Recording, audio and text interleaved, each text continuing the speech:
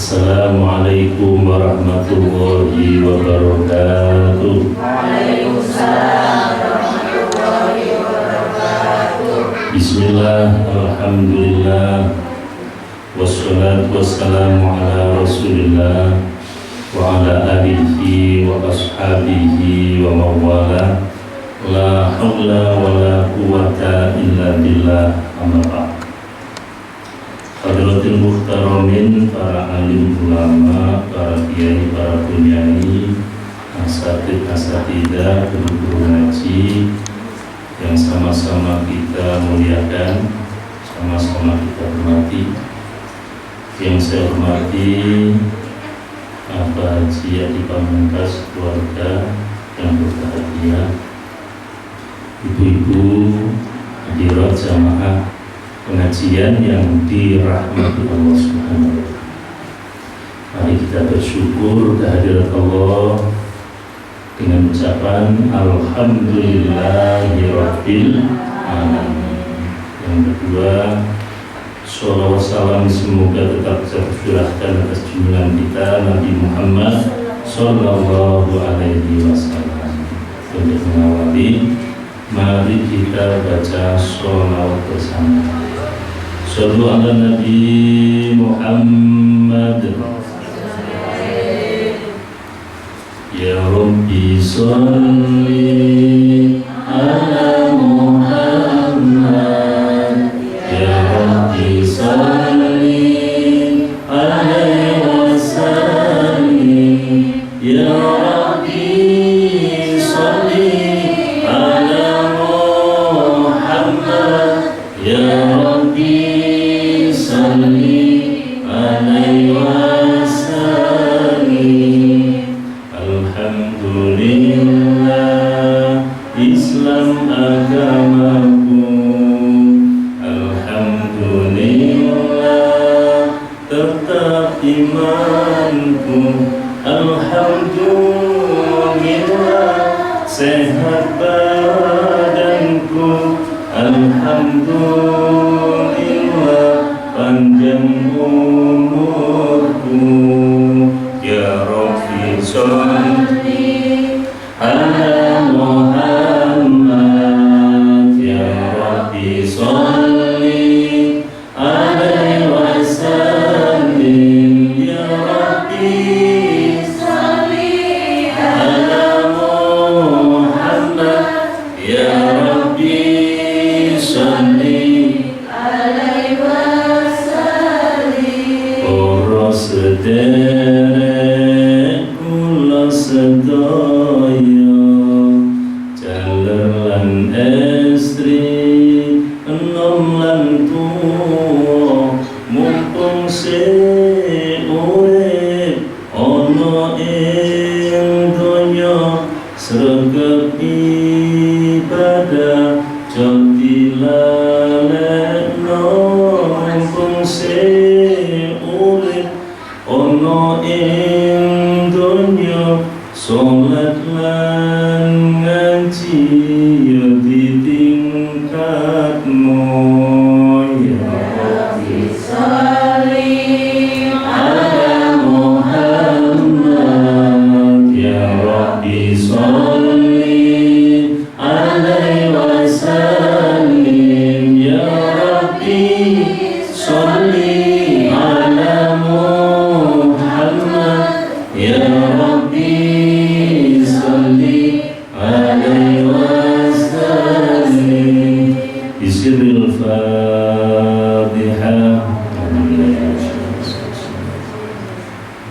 Alhamdulillahirabbil alamin arrahmanir rahim.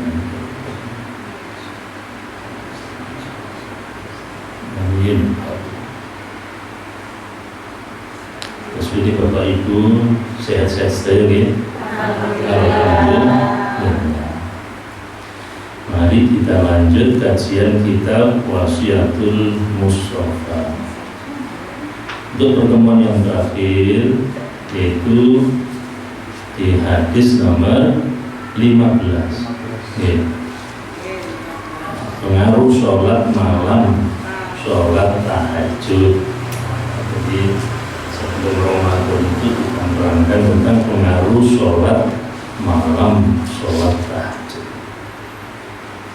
punika pengaruhi. Salah satu di antaranya orang yang gemar sholat tahajud, wajahnya cemerlang, semrengah, muruk, padan, delok niku sedep boten sepet.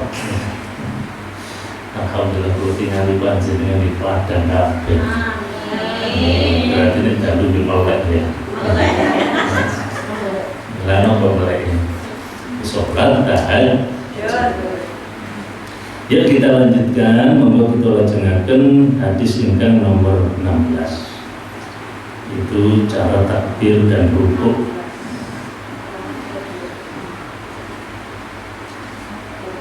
Hadis nomor 16. Bismillahirrahmanirrahim. Ya Aliyu, wahai Sayyidina Ali, idza kabbarta, nalikane takbir siro lisholati krono sholat, mongko fafarij penggangan siro asobiaka ing piro-piro driji siro, warfa lan ngangkato yadeka ing tangan loro siro, hatwa mangkibaika hale nganceli sejajar, mangkibaika bahu loro, pundak loro sira. Wa idza kabbarta lan nalika takbir sira, fadha mongko nyelehno sira yaminaka ing tangan tengen sira, ala shimalika ing atase tangan kiwa sira, tahta ing dalem ngisor surrotika wudel sira, pusat. Wa idza raka'ta lan nalika rukuk sira, fadha mongko nyelehake sira yadaika ing tangan loro sira, ala rukbataika ing atase dengkul loro sira, wa farij lan penggangake sira kaina asabiika antarane sira-sira driji sira. Para jamaah yang dirahmati oleh Allah Subhanahu wa taala, pesan Rasulullah kepada Sayyidina Ali yaitu tentang takbiratul ihram dan rukuk. Jadi pesan Rasulullah kepada Sayyidina Ali yaitu kalau kita takbir di dalam sholat, takbiratul ihram itu takbir yang pertama, itu namanya takbiratul ihram. Kalau takbir selain takbir yang pertama, takbir intikal. Takbiratul ihram, takbir ihram itu diharamkan.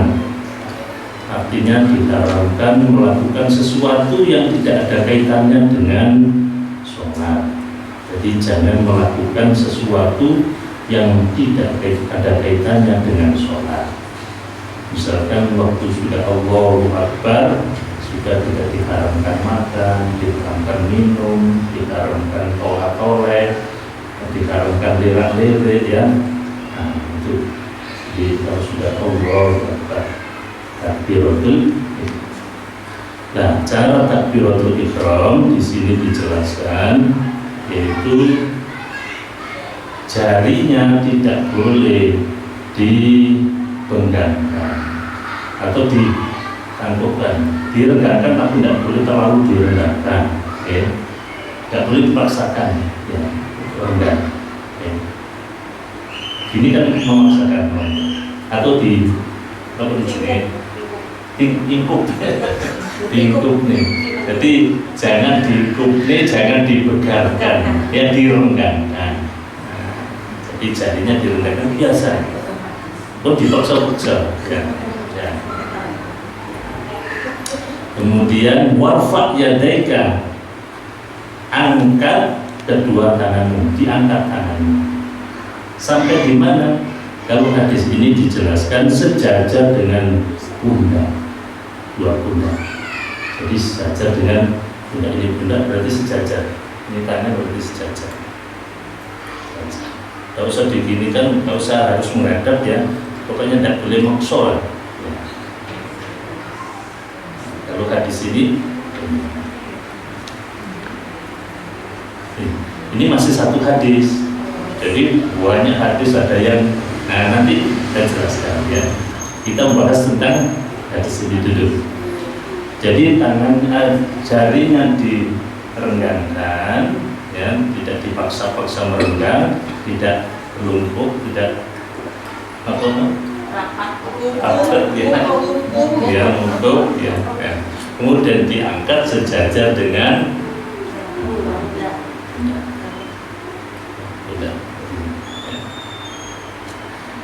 kemudian setelah itu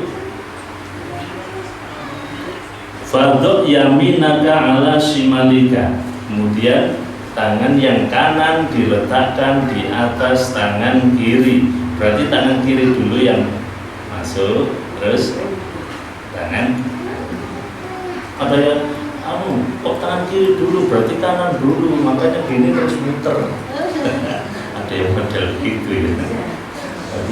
Jadi yang penting tangan kanan ada di atas tangan kiri. Kemudian tahta sirrotika, letaknya di bawah pusat nisor itu. Nisor itu titik warna kader di bawah. Kalau dalam hadis ini di bawah pusat titik. Kemudian kalau rukuk juga begitu, jarinya direnggangkan, kemudian ini kan lutut ya. Posisinya tidak boleh gini. Kenapa?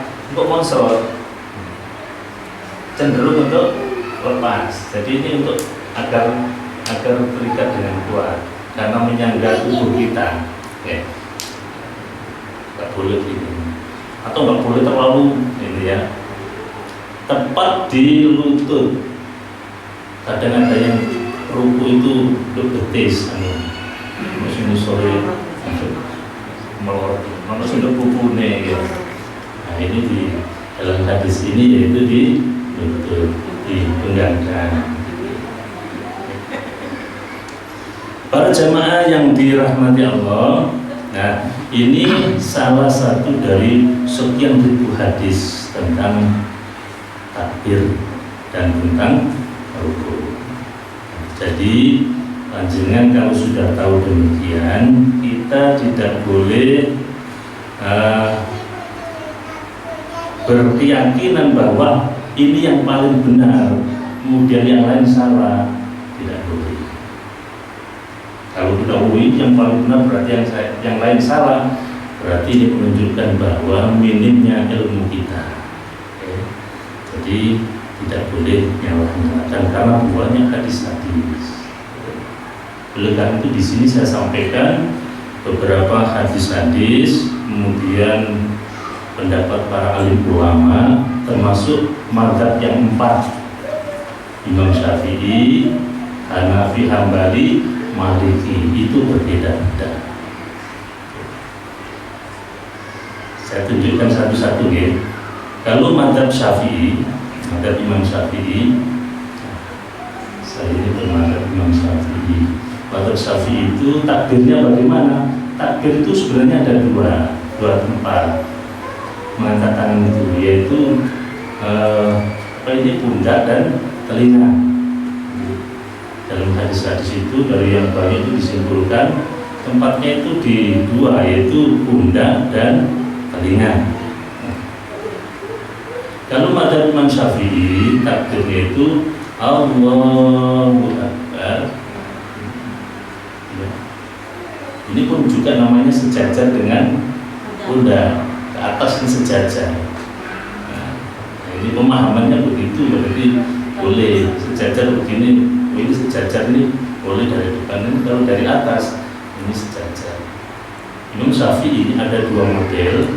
Yang pertama Allahu Akbar, Kemudian meletakkan tangannya, tetap tangan kanan di atas, tangan kiri di bawah, dan letaknya di atas pusat di bawah dada. Jadi di atas pusat di bawah dada. Ini seperti gendut enak lagi di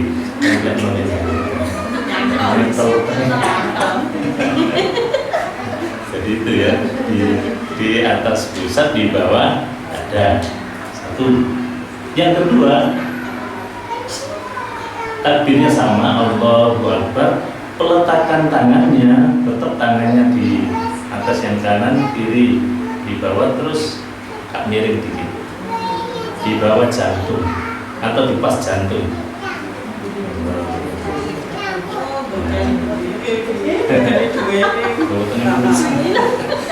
Jadi kalau panjenengan kok tahu, mungkin yang sudah ibadah haji berbagai macam model ini ada ya. Dia ada yang berarti itu Imam Syafi'i yang model juga. Tuh, Kemudian Imam Hanafi dan Hambali sama, yaitu takbirnya ini. Terus cara peletakannya di bawah tadi, di bawah pusat. Itu Imam Hanafi dan Imam Hambali. Kalau Imam Maliki, nah Imam Maliki sama tadi dengan Imam Syafi'i. Ini terus peletakannya pas di pusat, dipaskan sama pusat, pas di pusat. Itu Imam Maliki. Imam Maliki ada dua model. Yang pertama pas pusat, kemudian yang kedua Allahu Akbar sama tapi dilepas, tidak sendatuk. Jadi selepan, iya. Jadi Allahu Akbar. Banyak banyak di kalau panjenengan pergi haji nanti, saya doakan bisa haji umroh kemana. Jangan sampai dua model-model. Allahu Akbar. Nah, jadi itu semua. Malah ada ini yang saya baru tahu juga. Ini dari saya Al-Bani, ada yang model Allahu Akbar. Dan begini. Nah, ini. Jadi kapan jenengan mawon jangan ditiru semuanya. Punya model-model tapi ini saya itu gini. Jangan, oke. Kalau Imam Syafi'i ya Imam Syafi'i. Kalau model-model ya. Rokat pertama model Imam Syafi'i, kedua. Jadi ini dalam arti supaya kita tahu, supaya kita punya ilmunya, sehingga tidak mudah menyalahkan orang lain. Masing-masing punya guru sendiri-sendiri, punya dasar sendiri-sendiri. Okay? Understand? Jadi itu adalah cara takbiratul ihram dan rukunnya tadi. Para jamaah yang dirahmati Allah, nah di dalam sholat itu ada kalanya kita dalam gerakan itu ada kita mengangkat tangan kita ketika takbir, ada yang tidak. Tempat untuk mengangkat tangan kita ketika takbir yaitu yang pertama di saat takbiratul ihram, Allahu Akbar, angkat. Yang kedua di saat mau rukuk. Nah, di saat mau rukuk kita angkat Allah. Kemudian di saat i'tidal, sami'allahu liman. Nah, baru yang keempat di saat kita bangkit dari tahiyat awal. Setelah tahiyat awal, tahiyat yang kedua itu nih, terus kita bangkit berarti kita angkat Allah. Kalau di rakaat pertama kita bangkit dari rakaat pertama tidak pakai diangkat tangannya. Bangkit dari rakaat ketiga tidak diangkat tangannya. Yang diangkat yaitu ketika selesai dari tahiyat awal. Jadi kita angkat tangan juga, angkat tangan terus. Soalnya saya lihat itu ada jamaah itu yang angkat terus. Kalau sudah sujud yang angkat sisa. Nah, jadi itu adalah tempat-tempat kita angkat tangan kita ketika. Untuk ibu-ibu bagaimana yang baik takbirnya itu kan pakai rumput terusan. Ya, dari sini aja. Oke. Walaupun tidak bisa sih. Apa? Terus pokoknya pilih tidak. Jadi misalkan sampai di sini kok, misalkan masuk ya, iya masuk. Kalau rumputnya itu kan masuk. Misalkan tidak sampai ini, yang tidak boleh itu takbirnya Allah, itu tidak ada dalilnya. Allah apa ini? Ada dalilnya. Terus tidak pilih Allah Akbar. Kita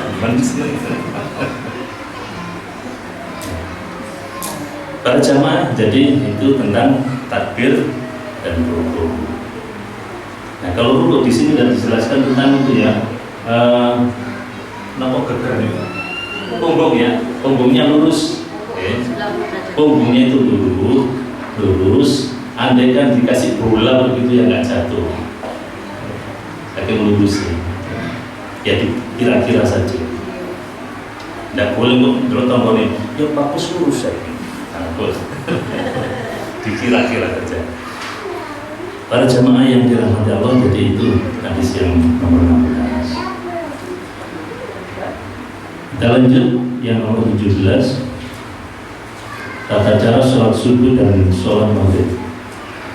Bismillahirrahmanirrahim. Ya Ali, wahai Sayyidina Ali, asfir, rambang-rambang mosiro, apa rambang-rambang, madang-madang mosiro, bisubahi kelawan sholat subuh, wasolil maghribi lan sholatono sirohi maghrib, ba'da ghiyabi sakuse surupe asyamsi salini, biqadri kelawan sakadari, hal bisabin nempuh wedhus, fa inna dalika mongko sak temene mengkono mazkur min khisali iku setengah saking tingkahe al anbiya'i oro nabi oro anbiya alaihi wassalatu wassalam.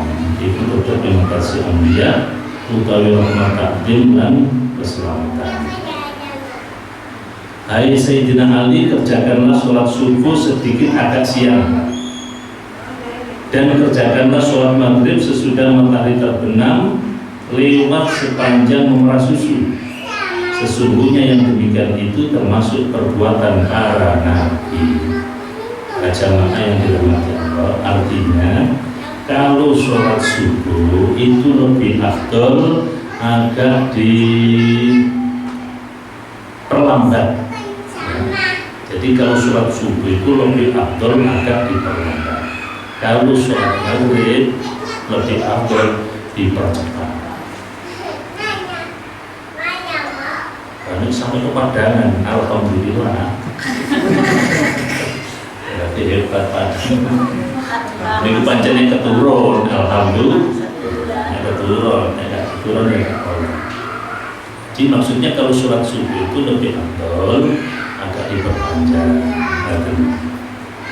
Sebab apa?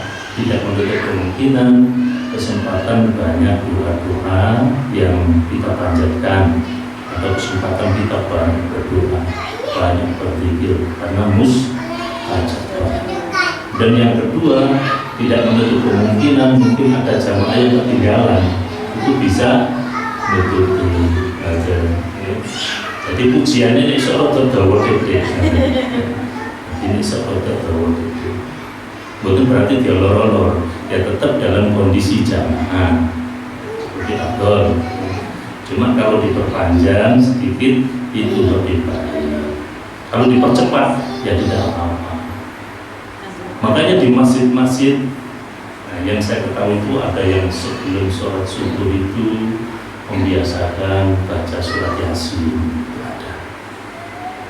Kalau saya di Ratok itu, kalau subuh itu habis adzan sebelum iqamah itu baca Yasin, baca tasbih 100 kali, tasbih tahlil 100 kali sambil menunggu jamaah. Oh, ternyata lebih afdal diperlambat. Yang penting tidak sampai habis waktunya. Lalu sholat maghrib yang cepat, jangan ditunda-tunda. Kenapa?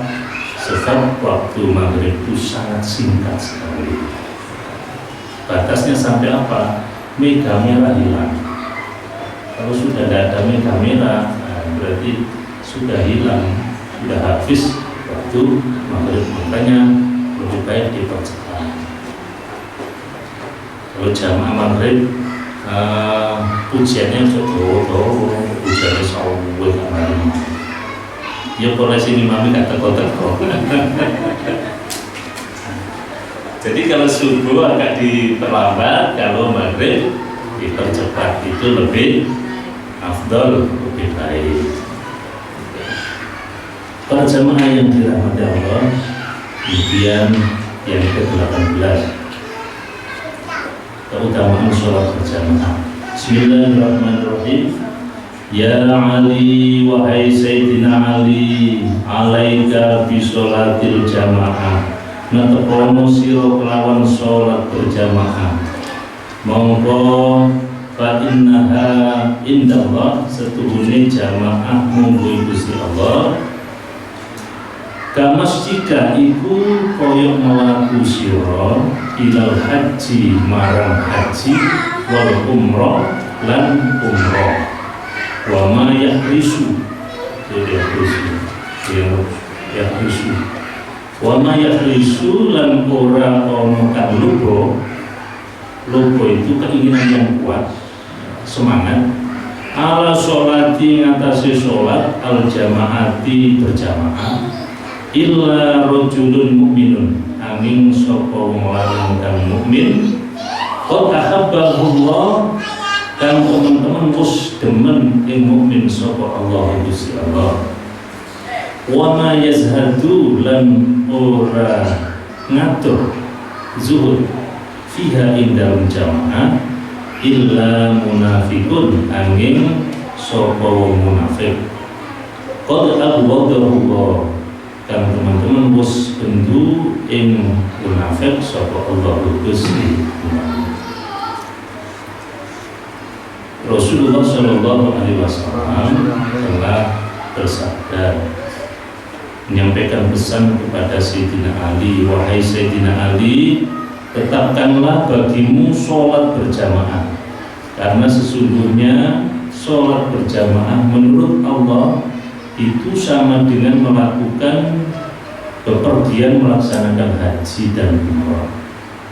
Dan tiada seorang yang senang sholat berjamaah melainkan orang yang benar-benar mukmin yang dicintai Allah.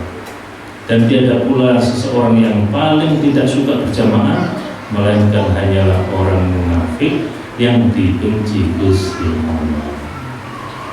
Para jamaah yang dirahmati Allah, hadis ini menyampaikan tentang di antara dari sekian banyak hikmah sholat berjamaah.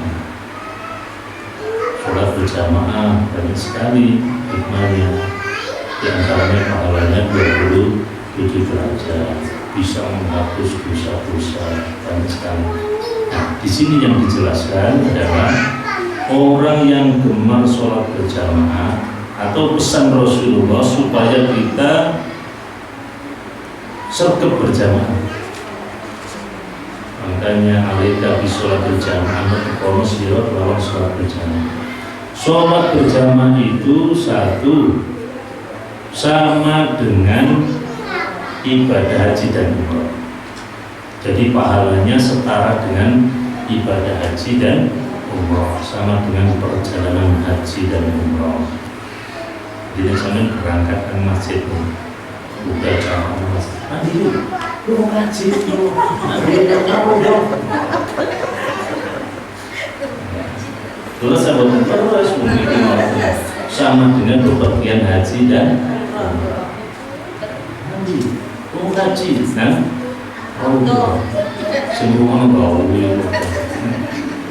Tapi kalau nggak tahu ngaji, saya begini. Nah, saya ngaji, oh iya berarti pahalanya setara dengan kita pergi haji atau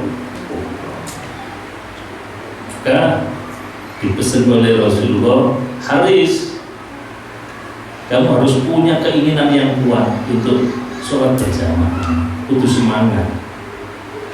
Kenapa? Sebab diantaranya orang yang gemar sholat berjamaah itu satu bukti mukmin sejati.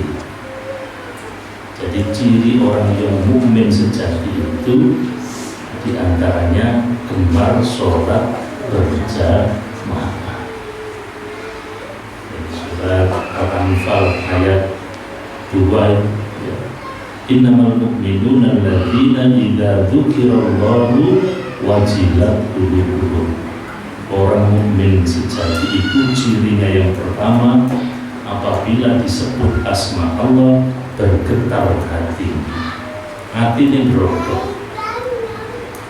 deg-deg. Kenapa kok berodok? Karena cinta kepada Allah, sehingga disebut asma Allah deg-deg. Jika terus panjangnya loh cinta bapaknya arah-arah ya, terus biar-biar, saya kira pasti cinta gitu. Biar-biar itu loh, kait-kaitan itu loh. Karena cinta betul kepada bapaknya anak. Begitu nama dia disebut, dia apa sana? Bergetar. Nah saat ini jadi loh katanya. Cinta lagi. Jadi ketika disebut tuh kita langsung ingat. Lah begitu juga kalau kita ini orang yang mukmin sejati, karena kalau cinta kepada Allah disebut asma Allah itu betul. Sebut asma Allah itu dalam arti ada panggilan untuk Anda. Siapa yang memanggil sholat itu? Siapa yang memanggil? Ya Tuhan Anda. Tapi hakikatnya adalah Gusti. Panggilan Allah melalui bukan Anda. Makanya kalau ada adzan jangan dilihat siapa yang ada. Ya. Kalau dilihat siapa yang adzan, ya pas sampai seneng sampai wong. Nanti pas gak seneng, nah besar tuh. Terus suaranya itu arsa. Suara sopo masih enak ya bilang yang nggak seneng ya gitu. Ingatlah bahwa itu panggilan Allah dipercayakan kepada muhammad. Kita dipanggil oleh Allah.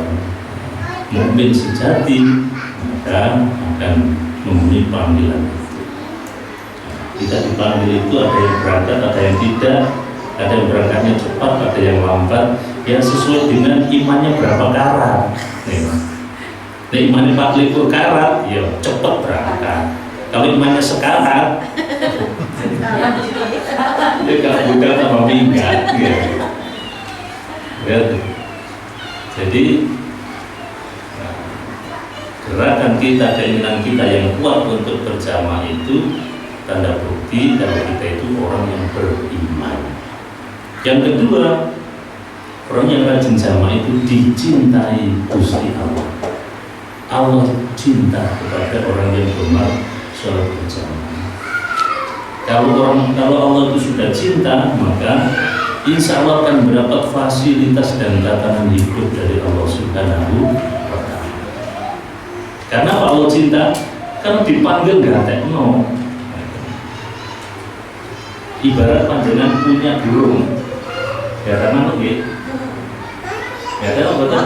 Oh betul. Bisa nggak ada. Kita punya burung, harapan kita agar berkicau. Kita TNI ngoceh. Bareng gimana kita TNI bekal berkurang, sesuai harapan. Pasti yang punya burung itu pasti senang, dibuktikan dengan makan dan minum yang tidak akan pernah terlambat, bahkan akan terjaga. Bahkan pesan sama suami dan sama istri dan anak-anaknya, tolong anak bojo iki manu kesayanganku, ojo sampai keluwen, ojo sampai ngelak, ojo sampai di panen kucing, temen jogon yang pesan menambah manu ini cocok sampai kalian. Begitu juga Allah kepada orang-orang yang beriman, cinta kepada orang yang beriman, maka akan dijaga. Tapi nek dikepeki balik menehi gak berkorban, mencret tadi, dinamakan nih, kata dirubah, nek eling ya dipatani, nek gak eling ya kok, es dijarno es, sok-sok berbeton dipatani kucing. Para jamaah yang dirahmati Allah, nah kemudian orang yang rajin berjamaah itu akan dibebaskan Allah dari sifat munafik. Jadi orang yang rajin berjamaah dibebaskan Allah dari sifat orang munafik. Makanya kalau kita haji itu diharapkan waktu di Madinah itu namanya sholat arba'in. Sholat arba'in itu 40 waktu. Sholat 40 waktu dengan berjamaah. Itu sangat ditekankan oleh tabi'iyah. Dan memang diharapkan begitu. Panjenengan kalau pergi haji, biasanya di Madinah itu 10 hari. Insya Allah 10 hari. Di Madinah itu 10 hari. Berarti ada kesempatan bagi kita sholat arba'in 40 waktu. Sholat 40 waktu itu berarti butuh 8 hari. Satu hari kan 5 waktu. Nah, berarti 8 hari sholat berjamaah. Itu namanya sholat arba'in. Nah, di dalam hadis-hadis Nabi, siapa yang sholat arba'in maka akan dibebaskan oleh Allah dari sifat-sifat orang munafik. Para jamaah yang dirahmati Allah, nah siapa orang munafik itu? Di sini dijelaskan hadis ini, orang munafik adalah orang yang sembrono dengan jamaah sholat. Wa ma yazhadu fiha, lan ora ngatur ing dalam jamaah illa munafiqun, kecuali orang-orang yang munafik. Jadi orang yang tidak suka sholat berjamaah, tidak senang. Jamaah, sarah-sarah mau. Terus pokoknya gak seneng lah jamaah. Orang yang tidak suka berjamaah itu salah satu diantaranya tanda-tanda orang munafik. Siapa orang munafik itu? Kalau dalam hadis Nabi, ciri orang munafik itu ada 3. Ayatul munafiki thalathun. Ciri orang yang munafik itu adalah ada 3. Menurut panjenengan munafik ya, orang itu munafik kan, munafik itu apa? Munafik itu artinya ya hati dan ucapannya beda. Jawaban-jawabannya itu saja. Kalau Rasulullah menyampaikan cirinya ada 3 cirinya. Idza hadatsa kadzaba. Apabila berkata ada berbohong, berdusta, bau ujuban, ngomong terus, kenyataan, akhirnya ngomong ujuban. Wa idza wa'ada akhlafa, apabila berjanji tidak ditepati, tidak tepat. Hanya panjenengan dianjurkan untuk mengucapkan insya Allah kalau berjanji, insya Allah. Besok ketemuan ya di Arado ya, insya Allah. Itu kalau memang punyanya datang loh ya. Kalau nggak punyanya datang, katakan insya Allah. Nah dia kata kok, insya Allah itu bijuan. Ya. Insya Allah itu kita memang punya niat nanti yang menghendaki adalah Gusti Allah. Kalau kita tidak datang karena ada udzur, tidak berdosa, maka ada insya Allah. Jadi kalau berjanji mengingkari, kemudian wa idza tumina khana, apabila dipercaya berkhianat, mesti percaya tidak melaksanakan kepercayaan itu namanya munafik. Kalau di Al-Quran, ini Al-Quran panjenengan tingali mangke surat An-Nisa ayat 142. Ya, di rumah dibuka kembali Al-Qurannya.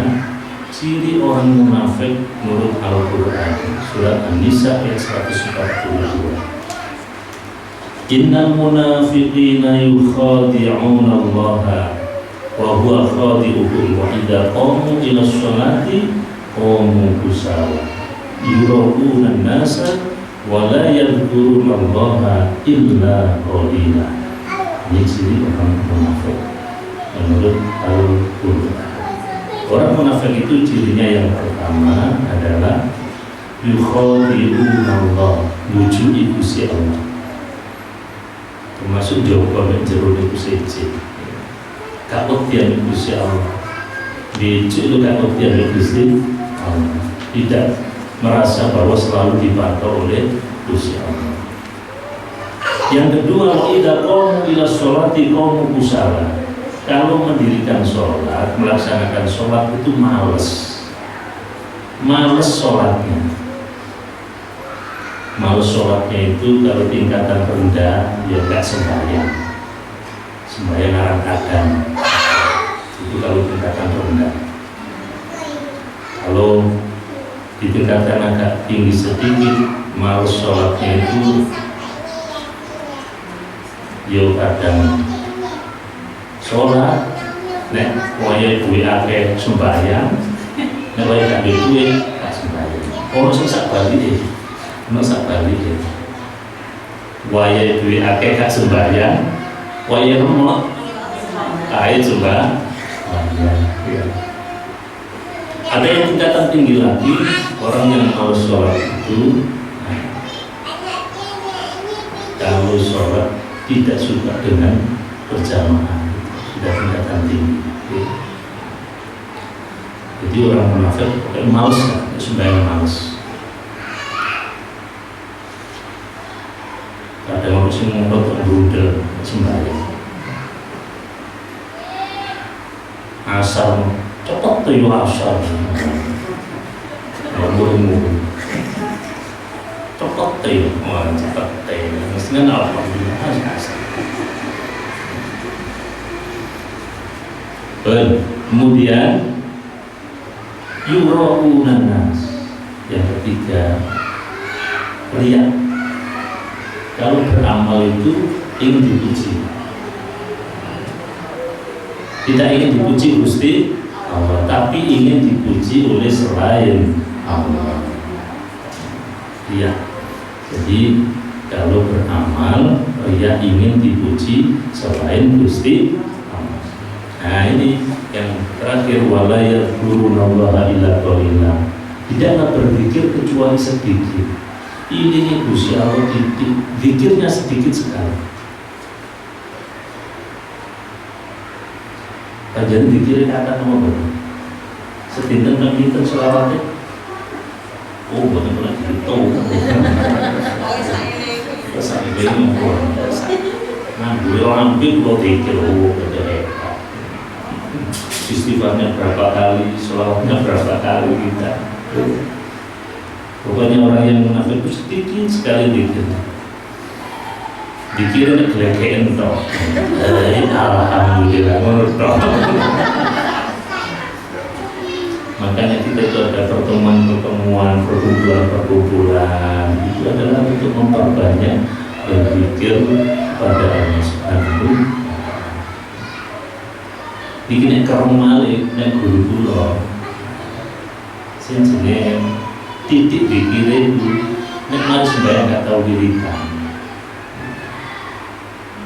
Belum mari sembahyang lancing salam lancing, itu termasuk munafik. Ini guru-guru Jadi guru saya mengatakan kalau kamu habis sholat kok lancing, tandanya kamu munafik. Ini ternyata dalil sedikit sekali di lancing salam lancing. Padahal habis sholat berzikir bersama imam itu pahalanya sangat besar sekali. Dijaminkan surga, diampuni dosa, kemudian segala keinginannya dikabulkan. Kalau kita mau wiridan dengan selesainya imam. Ini saya pilih kakek sendapat dalam wiridan buat dalam pemenarik melonggar balas. Dan pulang juga, Masya Allah, dalam itu menarik melonggar balas. Yang wiridan sentuh lulu. Kalau udah tidak sekatan.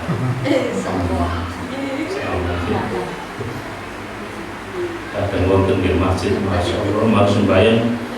Biasanya imamnya tak wiridan. Karena kalau agama Melayu sisanya. Ya Allah. Saya itu biasanya memang kalau tidak ada kegiatan yang sangat penting begitu ya, saya usahakan berdoa bersama imam. Karena apa? Di antaranya salah satu hal untuk menyenangkan imam. Salah satu hal untuk menyenangkan imam, terima kasih kita kepada imam itu ya, karena kita merasa senang dengan jamaah itu, kemudian berterima kasih pada imamnya. Salah satu bentuknya adalah dolin amin ya rabbal alamin. Nah amin Banten itu imam itu senang logo. Imam punya oleh molotov.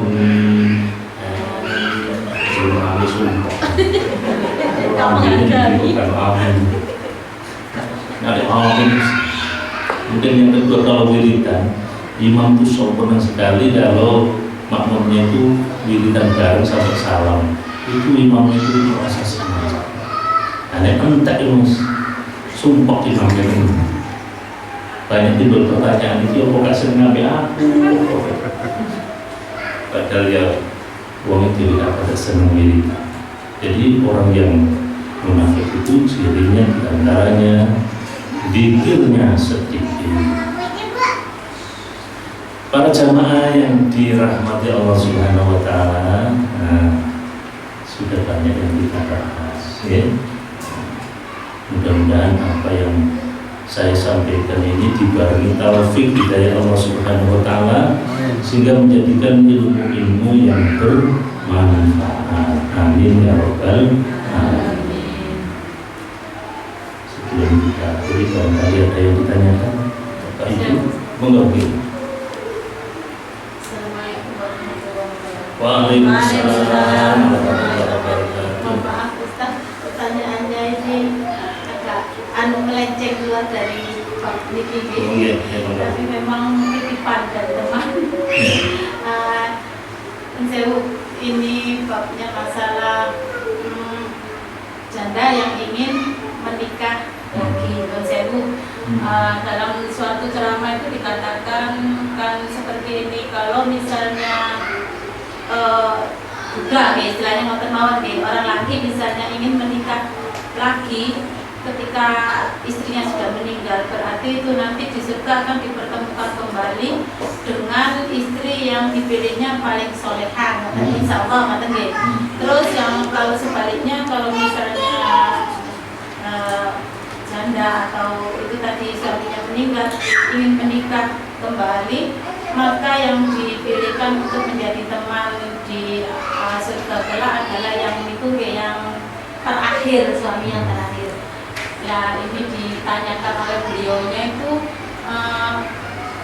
dasar hukumnya yang sanadnya yang kuat, apa itu hadis kuat atau bagaimana, yang sanadnya kuat atau bagaimana, karena beliaunya hanya menunggu kesimpulan dari hadis yang bisa dibuat pedoman, karena khawatirnya kan nanti tidak dipertemukan lagi dengan suaminya mengatakan.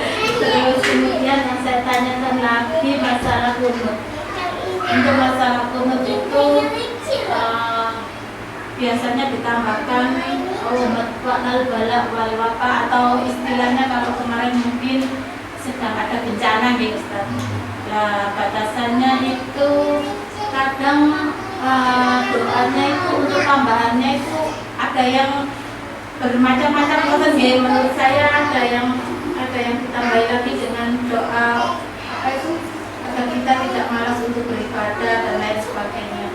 Yang saya tanyakan itu batasannya pada kunut ini adakah yang ANG sampai di mana G? Assalamualaikum warahmatullahi wabarakatuh. Waalaikumsalam. Nah, ini ada yang bertanya, Ibu. Ada seorang janda mau menikah lagi, ya. Mau menikah lagi.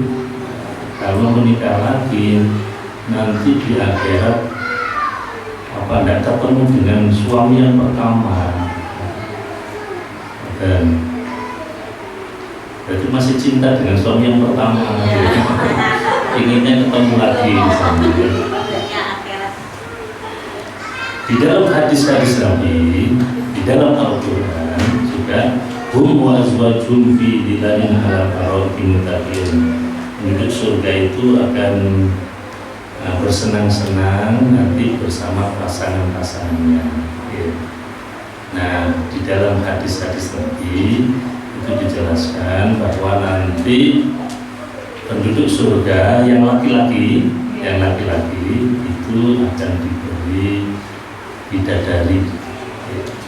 Bidadari jumlahnya 70. Oke. Jadi bidadari jumlahnya 70 dalam kitab Mukhtarul Hadis yang saya sampaikan di Masjid Ar-Raudhah. Jadi laki-laki itu diberi bidadari jumlahnya 70 bidadari surga. Kemudian yang kedua yaitu bidadari istrinya sendiri. Bidadari berupa istrinya sendiri. Kemudian satu lagi ya juga manusia bukan bidadari surga, manusia seperti istrinya itu. Bojone sapa sedikit.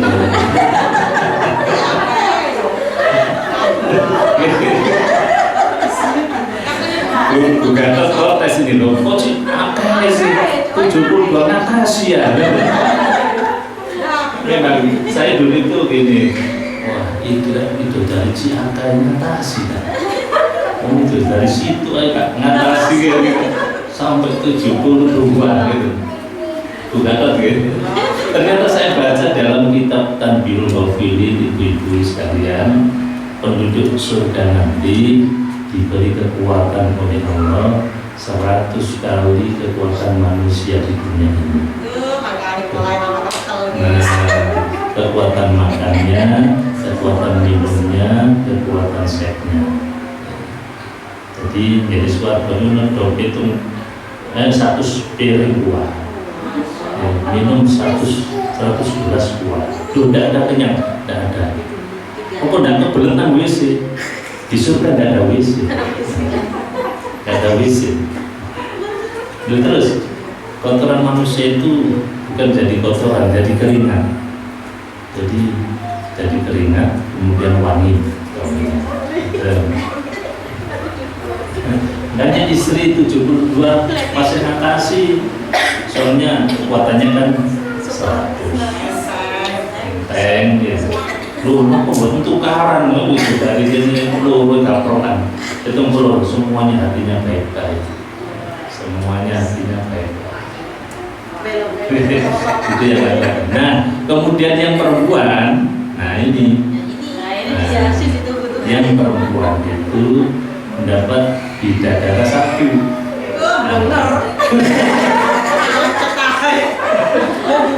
Iya, 1. Oh, bener pancet loh. Nanti dipermak, Bu. Jadi nanti misalkan suaminya soleh, kemudian panjenengan solihah, nanti ketemu. Jadi bidadara ya bapak itu masa bosan. Nanti diolah sama bisa dipermak, nggak bosan. Ketemu mana nih?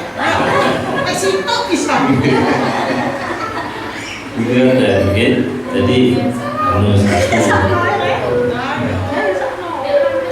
ini menunjukkan bahwa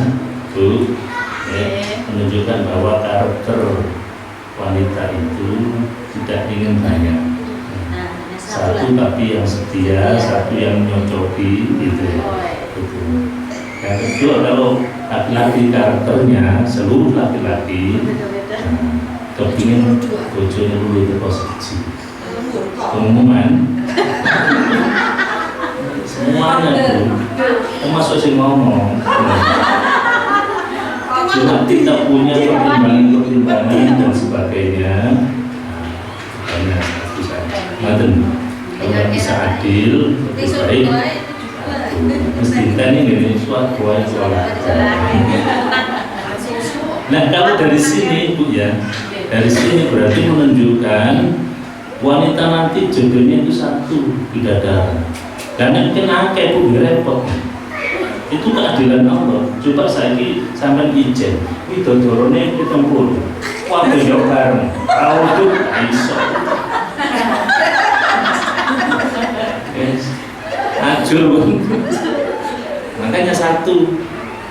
Nah, karena satu, otomatis siapa? Uangnya sekali Uangkan 100 sekali. Iya, aku nek kepin bareng widodorone. Widodorone kepin bareng. Wong situ. Kenapa? Itu gitu. Jadi kalau ada ibu-ibu ingin menikah lagi, ya siap-siap saja. Maka yang jadi jodohnya nanti suami yang belakang. Dan misalkan suami yang dulu itu saya nanti mungkin ya bertemu gimana ya? Itu Allah terus akan jadi dua mungkin bisa.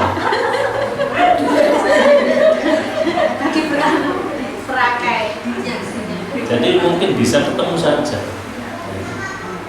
Makanya yang saya mungkin lakukan seorang janda kemudian tidak menikah, mempertahankan tidak menikah, membesarkan anaknya sampai sukses. Itulah wanita itu pertama kali masuk surga sebelum yang lain masuk. Begitu dibukakan oleh Rasulullah, maka janda itu yang masuk. Loh, kamu kok masuk dulu? Ya, saya ini janda, punya anak tapi tidak menikah. Saya pertahankan tidak menikah. Jadi ada hadis itu. Ada hadis Nabi, wanita yang ditinggal suaminya mati kemudian tidak menikah, dia hanya membesarkan anaknya sampai sukses, maka wanita itu pertama kali masuk ke dalam surga. Benar.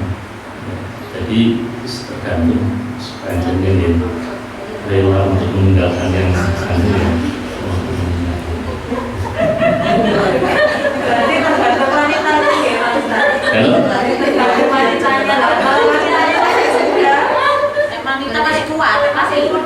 Ya masih muda, ya monggo. Ya. Dengan istri kedua tidak apa-apa di surga nikmat kok. Ya. Kok bojone kok cek oleh itu dari mana?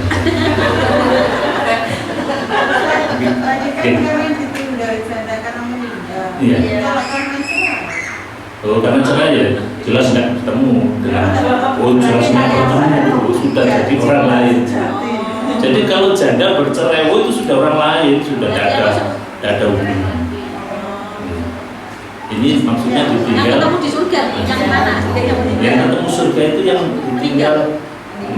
Maksudnya enggak, kalau yang tadi kan ditinggal meninggal, misalnya kan lagi si anak kan masuk surga. Kalau ditinggalnya cerai, Ya sudah. terus nggak nikah lagi itu sudah. Oh iya, sama panjenengan bertahan, misalkan bagi panjenengan ya dari pokok istri. Jadi wanita itu misalkan dicerai tapi bukan cerai mati, nah, sama statusnya janda. Si jenis janda itu gak dibojo, ditinggal mati atau ditinggal berbatang, enggak. Jadi sama, jadi namanya janda, kemudian bertahan lebih anu lagi. Nanti ketemunya yang suami yang mana kalau itu cerai tanpa yang cerai bukan meninggal. Ini tanya Bu, ada tanya. Ini ada ditinggal suaminya karena cerai, kemudian masuk surga. Lalu itu dari itu kondi. Nah tadi kan dari ada orang alim tadi. Ya suaminya kan istrinya kan dari bidadari istrinya sendiri dan manusia bukan bidadari surga satu lagi. Itu mampu kayak tahu ini. Jadi yang ditinggal cerai oleh suaminya tadi, kalau suaminya ya ketemu tadi yang nanti. Yang cerai tadi. Yang alim yang masuk surga. Bonusnya malu Pak. Oh yang bonusnya. Ya. Jadi orang alim laki-laki kan dapat bidadari 70. Yang 70 itu bidadari surga. Yang dua istrinya kan entah dari apa. Mungkin dari karena suaminya tidak taat ya. Karena suaminya tidak taat. Nggak cerai ya, tapi suaminya tidak taat. Tapi istrinya masuk surga, suaminya neraka. Ya ini bujun mah dikene. Kalau tahu boleh mah.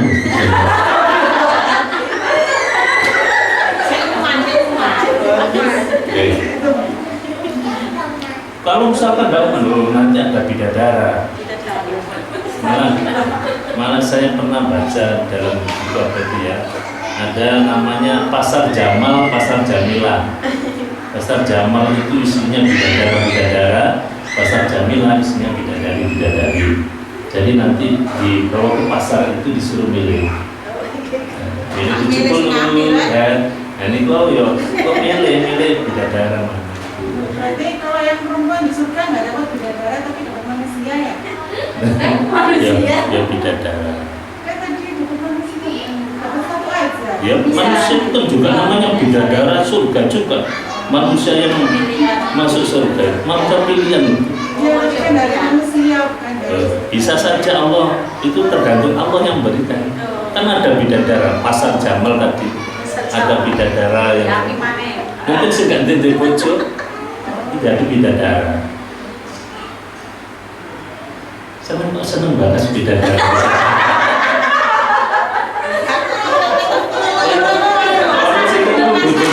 Bosan itu. Saya udah ditanya itu bulat aja saya sendiri. Nanti kalau ngaji saya tanyakan ke Ustaznya. Oke, nanti dijelaskan begitu ya. Itu sepengetahuan saya begitu, ya. Jadi tidak ketemu dengan suami yang tapi kalau suami yang belakangan ini kok nggak taat ya. Bisa ketemu bisa. Ya, ketemu yang satu. Pilihan. Tapi kalau bisa bertahan, tidak menikah, kan di hadiahnya surga yang tinggi dan pertama kali mendapat penghormatan masuk ke dalam surga. Sekali kuat atau enggak mungkin.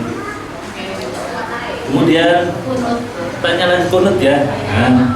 Kunut itu untuk batasan tidak ada. Jadi bisa ditambah apa saja. Doa yang banyak silakan. Tapi yang imamnya tahu imamnya perlu tahu bahwa ini makan Medina pun tahu lupa ini tahu bahwa tak usul barai sampai ini kan. Jadi tidak ada batasan untuk nambahin doa-doa. Terserah kita.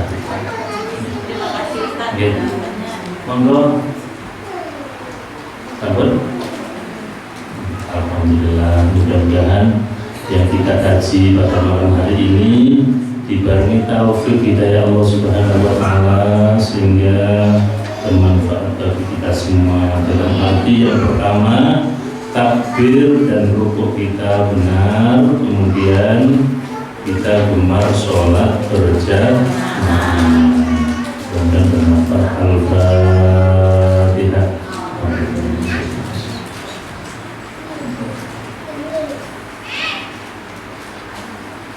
Hamdaya fi na'amahu wa yu'afi mazidah Ya Rabbana lakal hamdu kama yanbaghi li jalali wajhikal karim wa 'azimi sultanika walhamdulillahi rabbil alamin. Allahumma shalli wa sallim wa barik ala sayyidina Muhammad Sari sa'iril asma'i wa sifat.